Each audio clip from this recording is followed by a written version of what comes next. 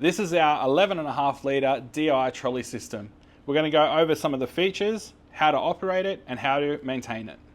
So we'll start at the back here at the inlet. This fitting here is a swivel fitting, a regular tap adapter that you can connect any regular garden hose to. So you want to supply water from your garden tap to this fitting. The water then goes through this filter housing. This filter housing is holding a sediment filter. It's going to remove any dirt, any rust, any sediment that may be in the water source. This one's going to stop it from getting through the system. The second filter here is a carbon filter. This one is going to stop any chlorine, any other particulates from getting through to your resin tank. After the water has gone through the two pre-filters, it then comes through this hose here to the tank head of the deionizing tank, which directs the water through the resin to be filtered and goes back up and out to the outlet here. This has a nice swivel fitting and two taps here. And the benefit of this is you can run 1 or 2 water-fed poles off this system. The trolley also features 2 locking pins, so we have one on the side here, there's one on the other side as well, and this allows you to lift the handle up or down to your preferred height. You can put it all the way down to fit it in your vehicle if you need to. We'll pop that back up. And one other thing that's really cool about this trolley system is we have some hooks here. Any of our Klaber Aquapony, Kiros or Metal 40 hose reels can be hooked onto this trolley system. So you can essentially carry the whole system and your hose reel to the job.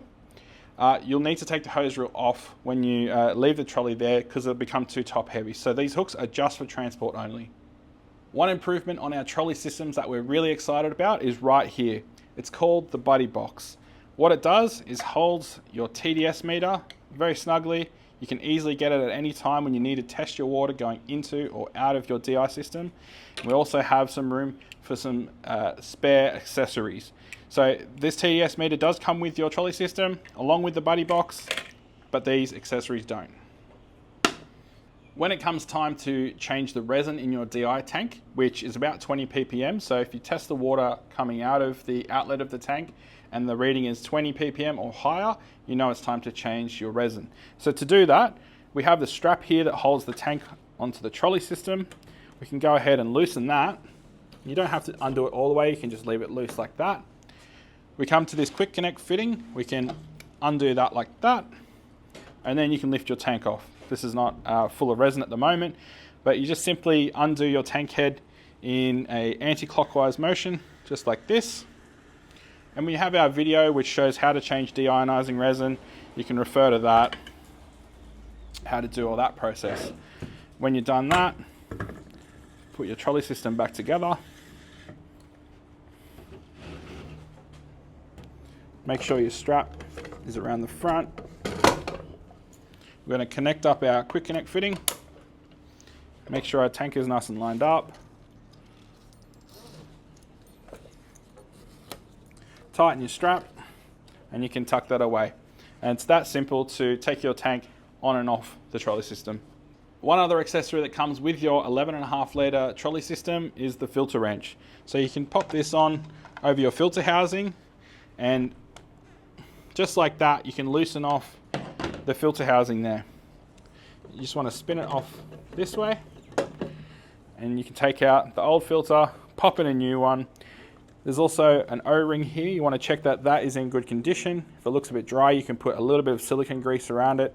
That's going to help this filter housing sort of slip into place so it seals up nicely. And we recommend just tightening this up by hand. If you use this, there's a high chance you can over tighten it and you don't want to do that. Common question we get is how often should I change my pre-filters? And we recommend, just as an easy way to remember, change them every second time you change your DI resin. If you're in a place with especially dirty water, you'll notice that this filter goes very brown and it can do it pretty quickly. So you may need to change that a bit more often. You can decide that for yourself. One other common question we get is, how do I store my tank? If you're not using it for a little while, you can follow this. So we'd recommend just putting the handle all the way down. You can lock that off. This is especially if you're fitting it in a vehicle or a tight space in the garage. The key is to leave it full of water. You don't want to try and empty the water out. just leave it full of water. The resin can sit in there for quite a long time. If you take your lead hose, you can plug one end into here. You might want to just sort of wrap it around here so it's not hanging around everywhere, and then hook it into there. So for this double outlet, you might want to close these both off. That's what they look like in the closed position. But now this tank is full of water. It's sealed on the outlet and inlet, and it's not going to dry out while you're not using it. Some people have asked how long they can store it for. Personally, I've had a DI tank with resin and water in it stored for over a year. I had it sealed off like this, and I tested it after that year, and it tested fine. So that's how you store it for long term. We hope that video has been helpful. If you have any questions that we haven't answered in this video, you can always contact us at the shop. Thanks for watching, and we'll see you in the next video.